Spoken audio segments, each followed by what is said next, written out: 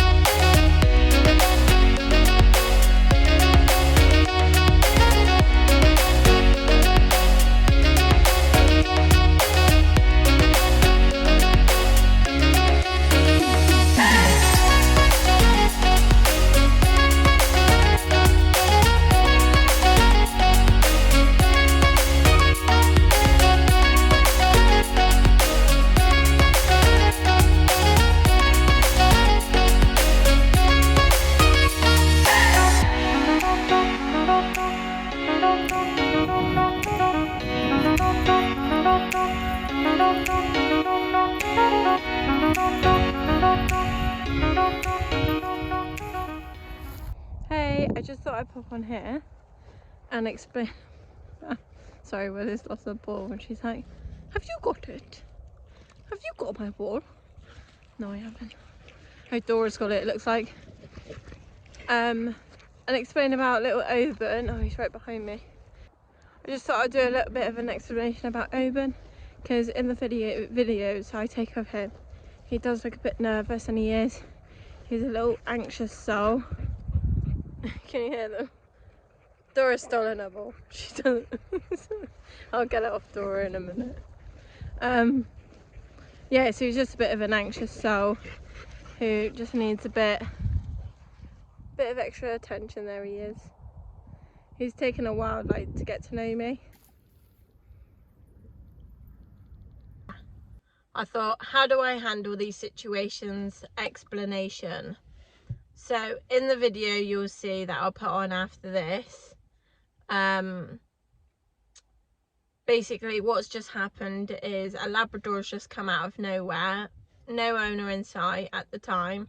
He's come over all like, oh my god, I'm happy about life. But as soon as he hit my dogs, his personality and body language completely changed, and he went very stiff, and in the video you can see his little hackles are up, and he went very stiff and very like, ooh, you know, I'm the boss sort of personality, like a highly strung personality, I would say. He was very like, sort of, and as you can tell, Dora was just happy about finding a boyfriend. But Willow matched his personality, and those sort of personality clashes can clash, but luckily, you know, if you just leave them to it, usually they just sniff and then they'll just move on. But in that situation, because the Labradors come out of nowhere, I was like, you know what, I'm just going to see if an owner comes around the corner, which one did. So luckily someone did come around the corner, but because of how the dog was, I thought, you know, me moving on, it was going to make no difference, because the dog's just going to follow me. So they were doing that, and I thought, you know, I'll just stay out of the way, because as soon as I come in, I'm a high value to Willow. And I think the dynamics would change a bit if I came in. But I didn't need to come in, because the Labrador then spotted me and he was like, oh my god, human being.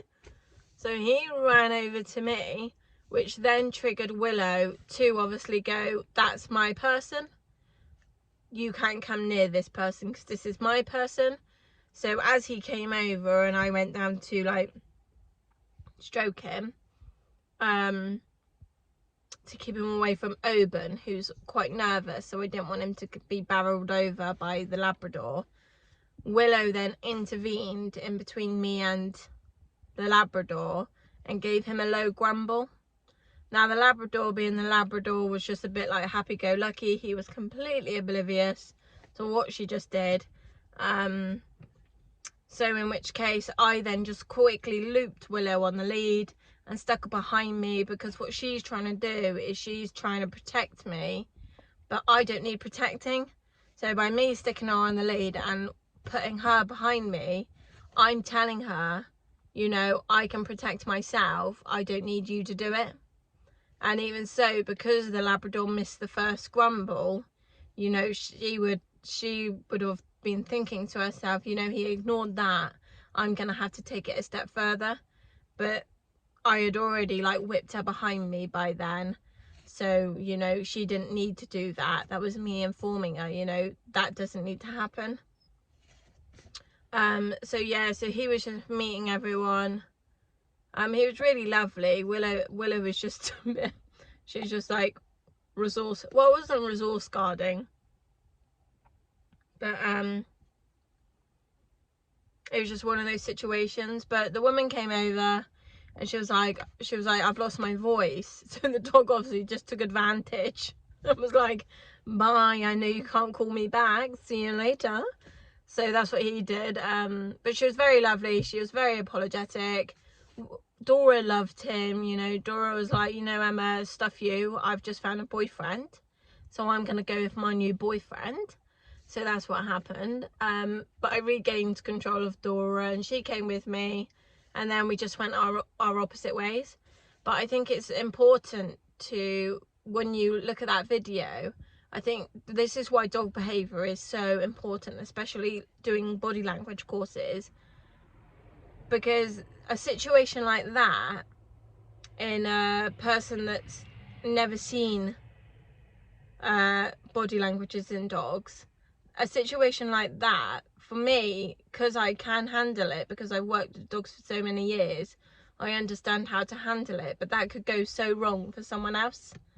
So I think it is very important to at least have one body language course on your back before you start dog walking, because they are the classic situations of, you know, this could go one way or this could go another way, depending on how you deal with it and what you put in place to deal with it.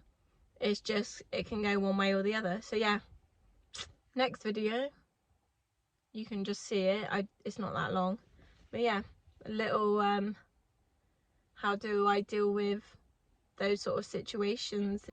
So as you can see from the video, his body language is completely stiff. He is wagging his tail, but it's a stiff wag, and Willow is completely unsure about him. This is the first I've seen this in Willow, but I kept her on the lead until the end of the walk.